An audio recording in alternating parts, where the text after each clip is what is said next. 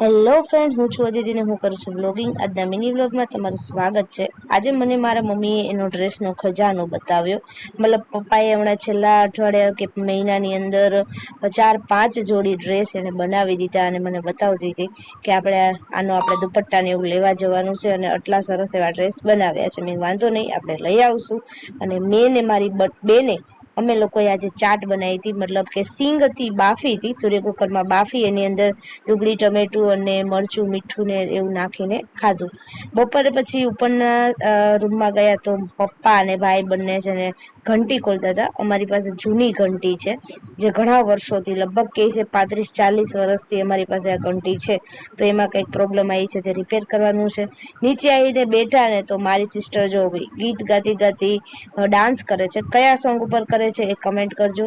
રાતે અમે લોકોએ બધાએ કેન્ડી ખાધી અને આજનો દિવસ પૂરો કર્યો. Bye bye.